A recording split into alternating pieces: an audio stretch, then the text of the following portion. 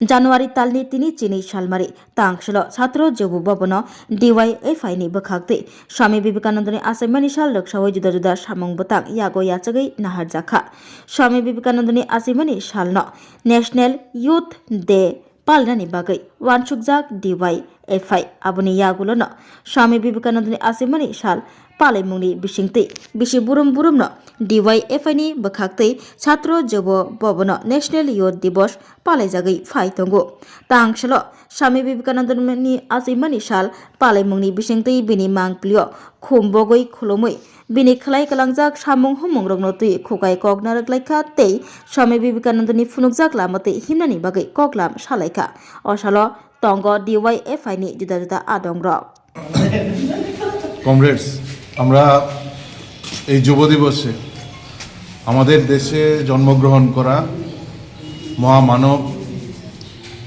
স্বামী বিবেকানন্দের জন্মের 164তম জন্মদিবসে আমরা সামিল হয়েছি ওনাকে শ্রদ্ধা জানানোর জন্য। এবং আমরা ভারতের গণতান্ত্রিক যুব ফেডারেশন আজকের দিনেই শুধুমাত্র ওনার প্রতিকৃতিতে ফুল দিয়ে শ্রদ্ধা জানানো না, আমরা মনে করি যে প্রতিদিন এই দেশকে ভালোবাসা এবং দেশকে আর উজ্জ্বল করার প্রশ্নে স্বামী বিবেকানন্দ একটা উজ্জ্বল নাম, তার চিন্তা এবং চেতনা। আজকের দিনে দাঁড়িয়ে গোটা ভারতবর্ষে যে বিভৎসতা চলছে, এরকম একটা পরিস্থিতি স্বামী বিবেকানন্দকে স্মরণ করা এবং স্বামী বিবেকানন্দের চিন্তাধারা আরও বেশি মানুষের কাছে নিয়ে যাওয়া অতি গুরুত্বপূর্ণ দায়িত্ব হচ্ছে বামপন্থী ছাত্র যুবদের।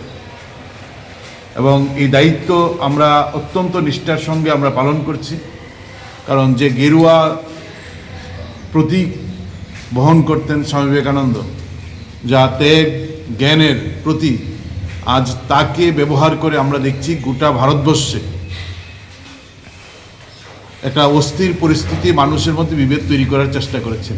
যে বিবেকানন্দ গেরুয়া বসন পরেই গোটা ভারতবর্ষের একটা বৈপ্লবিক পরিবর্তনের স্বপ্ন দেখতেন, যে স্বামী বিবেকানন্দ আমাদের দেশে জাতপাতের ঊর্ধ্বে উঠে একটা বর্ণহীন শ্রেণীহীন সমাজ গঠনের স্বপ্ন দেখতেন, সেই বিবেকানন্দের দেশে ভারতবর্ষে আজকে বিজেপি RSSের নেতৃত্বে একটা বর্ণের, একটা জাতির, একটা অংশের একটা সমাজ গঠনের চেষ্টা চলছে। তাতে বৈষম্য বাড়ছে, বিচ্ছিন্নতাবাদ বাড়ছে, সাম্প্রদায়িকতা বাড়ছে, মৌলবাদ বাড়ছে।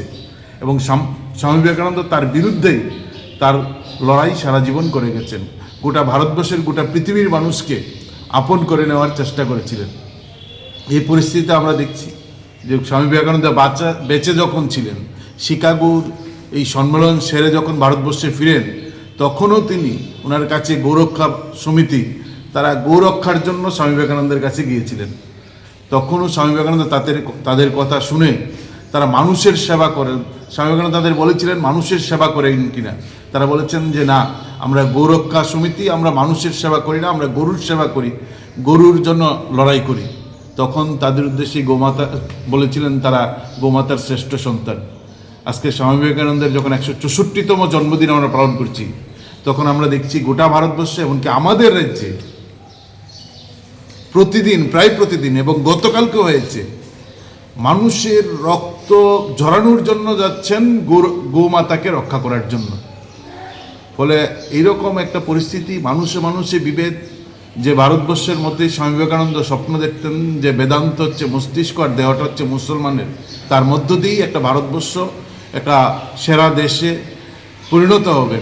সেই দেশটাকে ভাঙার জন্য, সেই দেশের মানুষের মধ্যে প্রতিদিন যে হিংসার চাষ করছেন, সেই হিংসার চাষের বিরুদ্ধে স্বামী বিবেকানন্দ হচ্ছেন একটা ভালোবাসার প্রতীক। এবং তাকে কেন্দ্র করে আমরা চাইছি আমাদের দেশের স্বামী বিবেকানন্দ যে ভালোবাসা, যে ভারতবর্ষের ভাবনা নিয়ে এগিয়েছিলেন, সেই ভারতবর্ষকে প্রতিষ্ঠিত করার জন্য একটা শ্রেণীহীন, একটা বর্ণহীন সমাজ, একটা সমাজতান্ত্রিক সমাজ, একটা বৈপ্লবিক পরিবর্তনের মধ্য দিয়ে সমাজ তৈরি করার যে স্বপ্ন, এবং অন্য দৃষ্টিভঙ্গিতে, একটা রাজনৈতিক দৃষ্টিভঙ্গিতে এই বৈপ্লবিক পরিবর্তন আমরাও চাইছি। ফলে এই বর্ণহীন সমাজ তৈরি করার জন্য জাতি ভেদের ঊর্ধ্বে উঠে হিন্দু মুসলমানের যে বিভেদের একটা রাজনীতি চলছে, মানুষের যে ঘৃণার চাষ চলছে, তার বিরুদ্ধে আমাদের ঐক্যবদ্ধ হয়ে লড়াই করা, এই শপথ আমরা স্বামী বিবেকানন্দের জন্মদিনে দাঁড়িয়ে গ্রহণ করতে চাই।